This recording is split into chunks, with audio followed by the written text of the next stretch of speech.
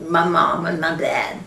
Dad was named Herbert Payne, and my mother's name was Ethel Maud Rousey, for the people who like to trace names down. Anyway, they took me into their home. They have a beautiful home, and he built another home. This was in the 1920s. And it was a boom. Everybody had lots of money in the 1920s.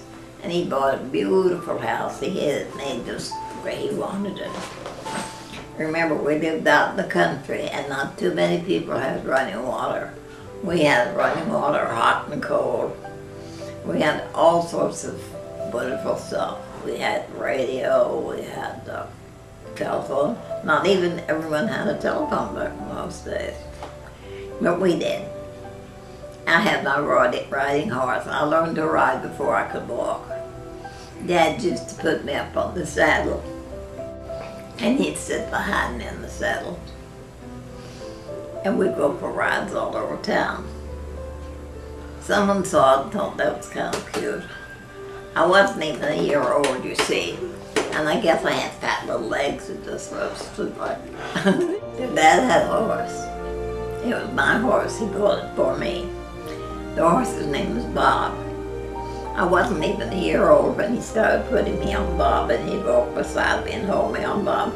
But before long, I could ride Bob all by myself. And the mayor of the town saw that, and he thought that was kind of cute. So he decided to have me in the parade, the 4th of July parade. So there I led the parade on the 4th of July, with his fat little legs sticking out beside me holding Bob. And the cameras on me. I was a celebrity before I was a year old, but at least that kind of celebrity. So we finally got the house built. That's beautiful. And we moved out there. And we had 300 acres for me to play in. To ride, I picked wild strawberries, I picked wild blueberries. I got to be very good riding. Well, I hoped I was very good because I rode every day of my life. And I could jump ditches and do all sorts of things like that. My dad would get very angry with me when I would jump fence or this. She said it was too dangerous. But you know, a kid like, I was going to do it anyway, which I did. And so altogether we had a good time, and I went to school. I rode my horse to school. It was 3 miles away. It was a one-room school. Can you imagine going to a school with one room? And in that one room, all the classes from the 1st to the 6th were taught. And because I was one of the younger ones, I got to sit up front, right under the teacher's eye. I liked school. We would go a bunch of all these kids riding our horses back and forth, and we loved to have horse races. And I particularly liked it because I could just ride anything out of it. I liked that. So time went on. Now remember, we were in the 1920s and everything was very beautiful. Everybody had money. And songs like Happy Days Are Here Again, you know, all of that was going on.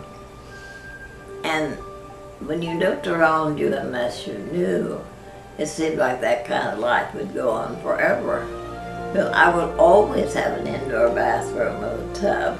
But I would always have all the pretty clothes I could wear, but I always had a horse. I mean, at 8 years old. What I didn't know is that my mother, Ethel, my foster mother, but she was my mother, Ethel had cancer. And she tried her very best to hide the fact that she had cancer from me. Every night when I'd come home from school, she'd get all dressed up in the dress that I liked the best. It was a summer dress, and it was autumn then, but I liked it, so she'd wear it. And we'd walk under the orchard trees. and we'd talk. And we talked about heaven. She told me about life and death and how we come into the world, we're born, and we live a little while, and then it's just natural to go on, and there was no need to be sorry or sad when someone went on, because that was the way of life.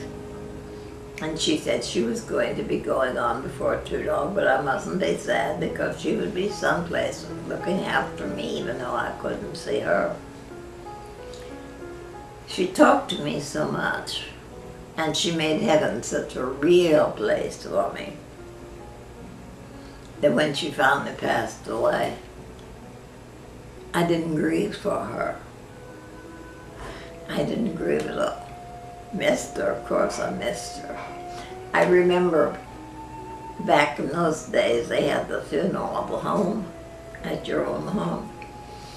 And when they brought the casket into the house, getting ready for the ceremony, my Aunt Molly Cunningham, her sister, who was a sharp-tongued old lady, I was sitting there on the steps with one of my girlfriends, and we were playing paper dolls, and we were giggling and laughing.